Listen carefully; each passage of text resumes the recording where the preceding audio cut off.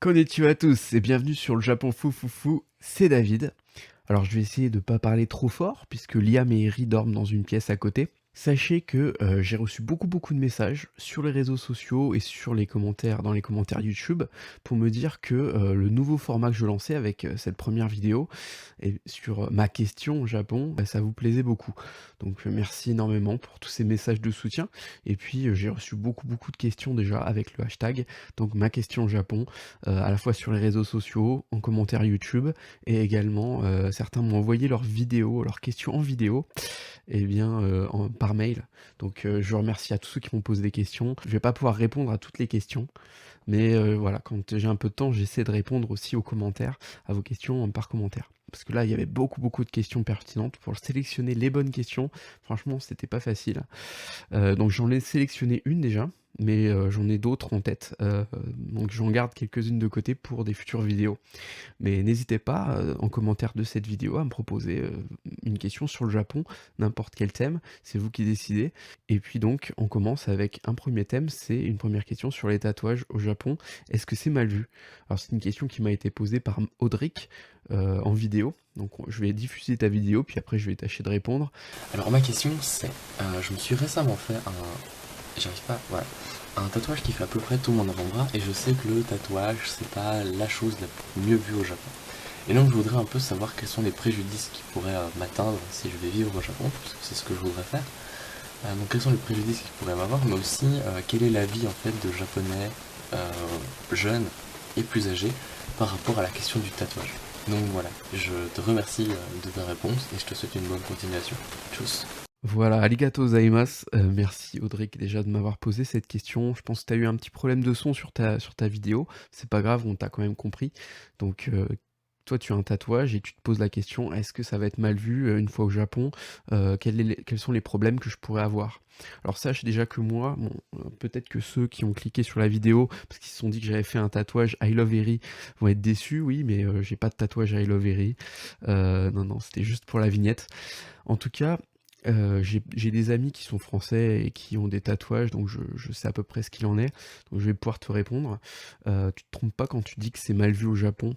C'est mal vu pour plusieurs raisons. Déjà parce que, par rapport à l'histoire en fait, heu, au Japon, les tatouages, bah, ils ont des connotations liées à leur histoire et il faut savoir que jusqu'au 19e siècle, donc jusqu'à la fin de l'époque Edo, eh bien, les tatouages servaient à marquer les criminels.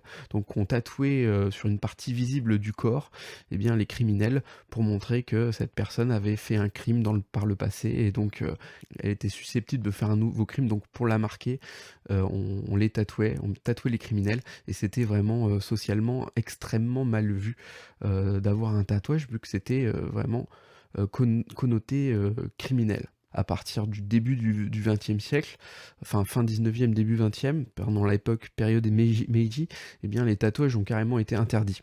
Et ils ont été réautorisés à partir de 1945, après la Seconde Guerre mondiale. C'est les Américains qui ont réautorisé les tatouages, mais pendant très longtemps, pendant de nombreuses années, c'était carrément interdit au Japon, les tatouages. Et ensuite, donc dans une époque plus contemporaine, une période plus récente, eh bien, après la Seconde Guerre mondiale, les tatouages, c'est devenu la marque des Yakuza, de la mafia japonaise. Et de nombreux endroits, de lieux au Japon ont voulu justement refuser l'accès aux Yakuza. Et au lieu de dire tout simplement, bon, si tu es Yakuza, tu ne peux pas rentrer, parce que c'est difficile aussi de savoir si la personne est un Yakuza ou pas, et même c'est très dangereux, j'imagine, de demander. Tout simplement, ce que faisaient les bains publics, les onsen, tout ça, tous ces lieux, pour refuser les Yakuza, c'est qu'ils interdisaient les personnes, enfin ces lieux-là, ces bains, eh bien, aux personnes qui avaient des tatouages. Donc tout le monde était mis dans le même panier. Même si tu as un tatouage et que t'es pas Yakuza, t'es quand même mis dans le même panier. Et c'est la même chose de nos jours. Alors évidemment, les Japonais, est-ce que les jeunes et les moins jeunes, est-ce que justement quand ils voient que tu as un tatouage et que tu es français, est-ce qu'ils te prennent pour un criminel ou pour un Yakuza? Alors bien évidemment non. Donc tu vas pas être vraiment mal vu, de nos jours au Japon en ayant un tatouage. Mais tu vas avoir ce problème-là que certains clubs de sport ou donc des bains publics, les fameux onsen, les sources chaudes, tout ça, tous ces lieux-là, risquent de te fermer, leurs portes, tout simplement parce que dans leur code, ils ont déterminé que les personnes tatouées ne pouvaient pas rentrer.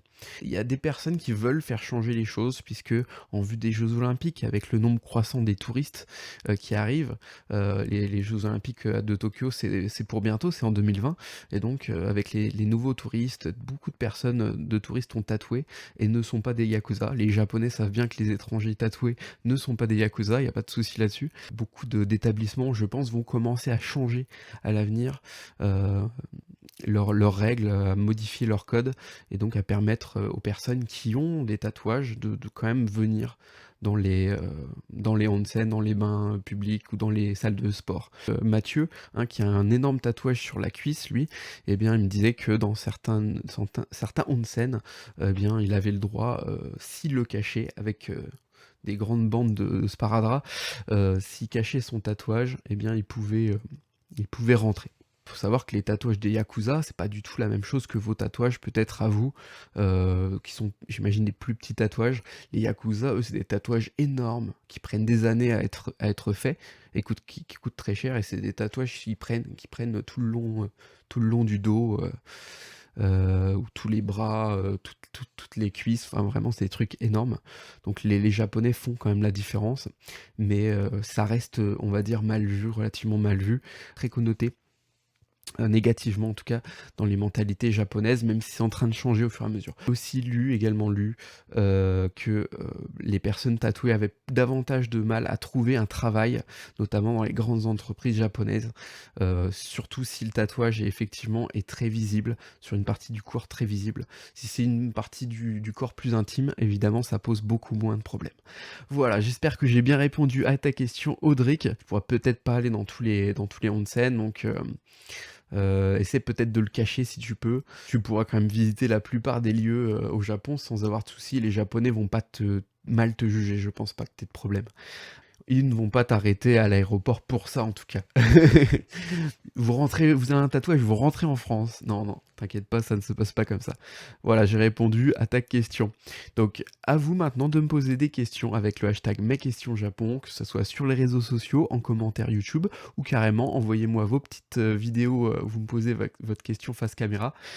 Vous pouvez m'envoyer ça par email. Je vous ai donné les renseignements en description de vidéo pour comment faire. Allez, n'hésitez pas à mettre des pouces vers le haut, à partager sur les réseaux sociaux, c'est très important, et à vous abonner, hein, pour ceux qui ne sont pas encore abonnés à la chaîne, en activant la cloche. Voilà, gros bisous, et je vous dis le mot de la fin, comme d'habitude, matane.